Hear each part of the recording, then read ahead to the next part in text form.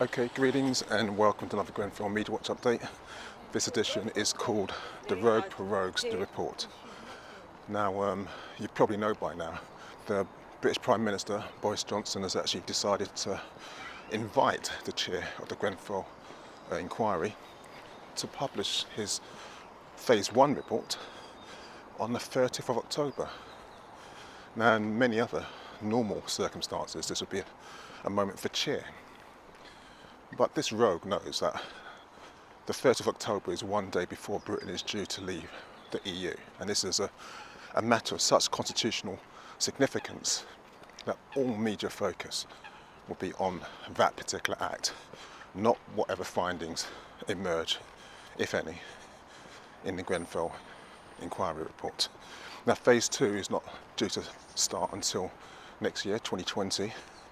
And so there's going to be a lot of eyes initially hoping for justice in this particular report, which is widely expected to criticise the fire brigade. Now, I'm not a lawyer or an expert on this, but I was under the belief that when the Prime Minister invites the chair of the inquiry to actually publish the report, that actually the chair could actually accept the invitation and delay the publication of the report to allay public concerns. This is my understanding of the situation, but hey, let's see what happens. Let's see which news organisations decide to bury any significant findings and marginalise the call for justice. Now, many of us know that the firefighters are likely to be blamed. This is even though they've been calling for the stay put policy to be reviewed over, 2 years. And I saw his heartbreaking interview with a father, Paulus Tekel. This was on Channel 4 News. He'd lost his son, and I don't think anyone could have watched that interview and not really be moved. And he blames some of the firefighters for a lack of professionalism, arguing that they could have saved his son and they shouldn't have left him to die. Now, the tabloid media is trying to target Doreen Lawrence for actually saying that there's a link with racism in the way that those people were left to die. And I don't think she was saying that individual firefighters were racist. I mean, they ran into a burning building trying to save lives. Now, of course, there are those who would say that it's completely predictable that the fire brigade union will be saying that it was decades of austerity and privatisation under consecutive governments that led to a situation that caused Grenfell. They're saying that politicians to blame, but there's an element of truth in there. Even now, the situation across the UK is dire. I mean, in Kent, over 300 buildings have failed fire safety tests. I think in Leeds, the council there is telling the government, cough up £30 million so that we can actually remove some of this dangerous cladding. The government is just not doing its job.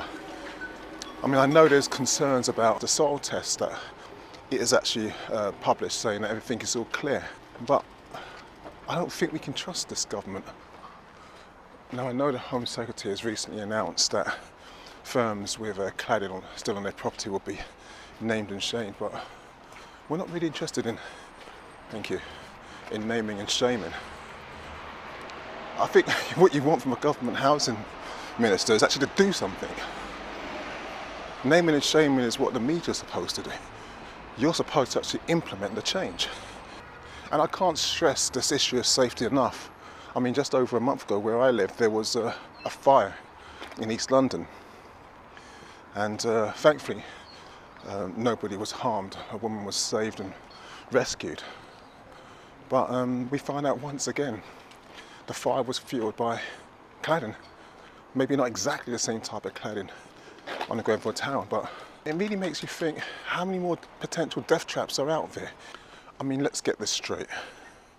Isn't it the responsibility of our politicians to not just make change, but to actually keep us safe? I mean, you know about the fridge freezer that caught fire? It was a campaign by the Witch magazine and the London Fire Brigade that actually got Whirlpool to withdraw them themselves. Was that the responsibility of the London Fire Brigade? I don't think so. Okay, so I've spoken about the responsibility of politicians, but what about the councils? I mean, what is happening in this Royal Borough of Kensington, Chelsea, where I am right now? Well, they signed up to principles of change by the Centre of Public Scrutiny, I think it was.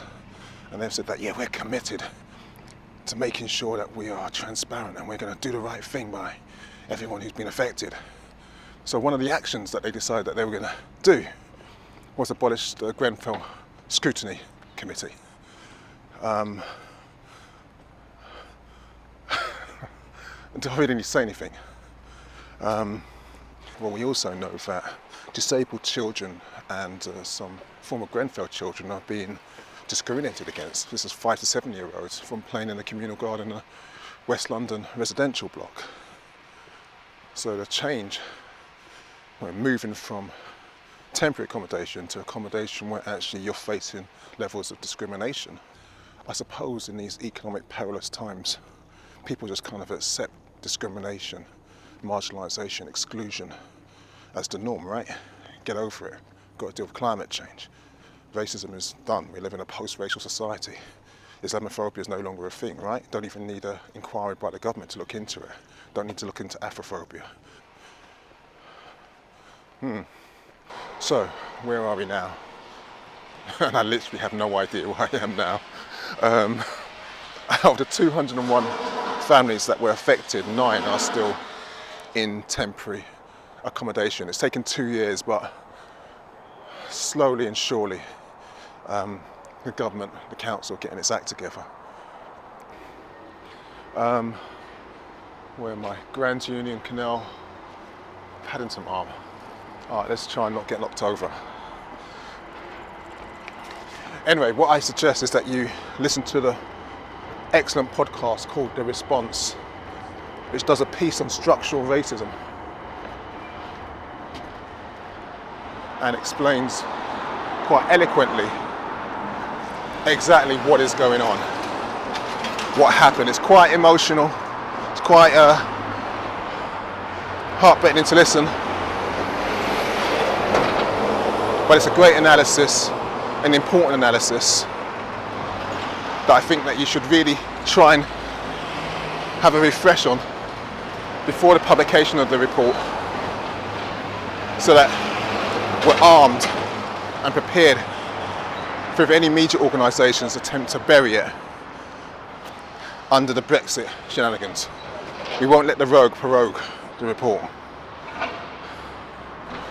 So I'm going to close as ever, thanking all of you. Grenfell United, Justice for Grenfell, Grenfell Action Groups. There's so many of you up and down the country who are keeping us alive. For all of us, we owe you a debt of gratitude. Also, all of you who attend the silent marches, we see you. And a big thank you to you. They're out there listening to my ramblings. I'm hopeful they're helpful. Hopefully I won't get knocked over. Should never put words like that out into the universe.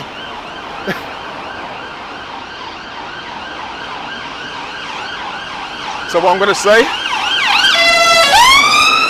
wow. For those of you who wonder why I walk along the canal in a serene, beautiful environment, it's also because it's quiet. I can think with the water behind me. Anyway, I'm close as ever, the 30th of October. Watch out, but don't forget to listen to the report and say, may the ancestors continue to guide and protect us. Ashe. And yeah, I really am lost. That's why I do this in Hackney.